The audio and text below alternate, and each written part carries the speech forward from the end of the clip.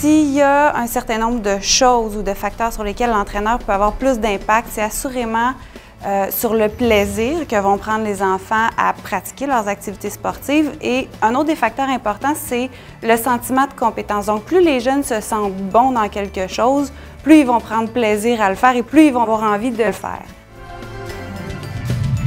Si les entraîneurs et les animateurs sportifs planifient des entraînements où le plaisir est l'objectif premier, ils doivent aussi veiller à ce que les jeunes développent les qualités physiques et les habiletés sportives nécessaires à la pratique du sport. Pas seulement d'un sport, mais de plusieurs, afin qu'ils deviennent des sportifs polyvalents et bénéficiant d'un sentiment de compétence essentielle au maintien d'un mode de vie physiquement actif. Donc, en développant le savoir-faire physique des jeunes, qui est une espèce de compétence motrice générale qui va faire en sorte que les jeunes vont être capables d'apprendre assez rapidement toutes sortes de gestes et d'habiletés motrices. Les entraîneurs vont pouvoir contribuer beaucoup à leur sentiment de compétence parce qu'ils vont être capables de réussir rapidement des habiletés qu'on va leur demander de faire dans les différents sports.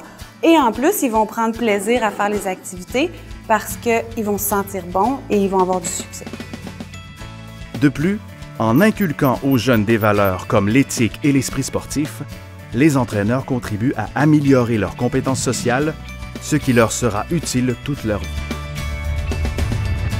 Afin de maintenir l'intérêt et la motivation, les entraîneurs et les animateurs doivent offrir un environnement sportif sain, stimulant et sécuritaire qui favorisera la réalisation ou le dépassement de soi.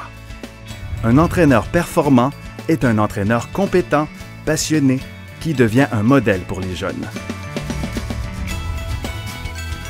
Un entraîneur peut donner le goût de bouger aux jeunes. D'abord, moi je pense que le premier élément, c'est l'exemple. Donc, à partir de l'exemple, si tu es un entraîneur qui est actif physiquement, qui vit des expériences en dehors de l'entraînement, qui va échanger avec les athlètes sur les expériences qu'il vit dans d'autres sports, dans d'autres activités qu'il pratique, je pense que par le fait même, les jeunes vont avoir le goût de poursuivre et de faire autre chose. Et c'est d'abord d'aimer ce qu'on fait. Et lorsqu'on aime le sport qu'on pratique, on le transmet avec amour. C'est la première chose. Un entraîneur performant tient compte des intérêts et des goûts des jeunes.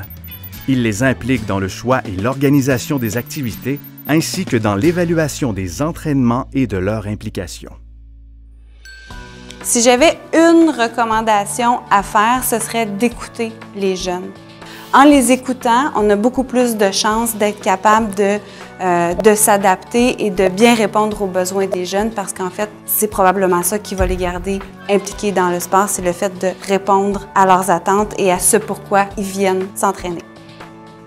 À l'occasion, l'entraîneur jumelle activités sportives et sociales pour renforcer le sentiment d'appartenance au groupe. Autre point important, les séances doivent comprendre des activités diversifiées, des défis réalistes et des occasions de valorisation pour tous, y compris les jeunes qui ont peu d'aptitudes ou d'habiletés sportives. La reconnaissance pourrait, par exemple, être basée sur l'esprit sportif, l'amélioration des habiletés, l'effort fourni et l'atteinte d'objectifs personnels. Enfin, mieux vaut éviter la spécialisation hâtive, responsable de bien des abandons.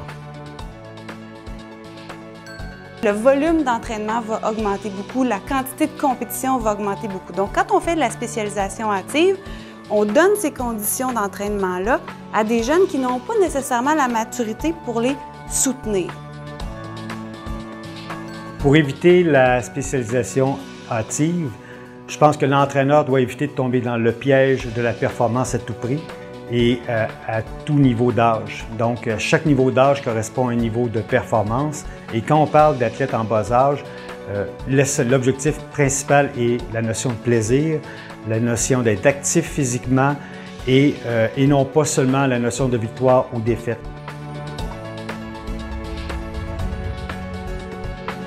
Donc, s'ils ont du plaisir à faire ce qu'ils font, ils vont continuer la participation. Si on ne focus pas seulement sur la performance ou sur la victoire, les jeunes vont sûrement pouvoir désirer maintenir et poursuivre leur activité sportive. Le rôle des entraîneurs et des animateurs sportifs est déterminant. parce que c'est souvent grâce à eux que les jeunes découvrent les plaisirs du sport et de l'activité physique.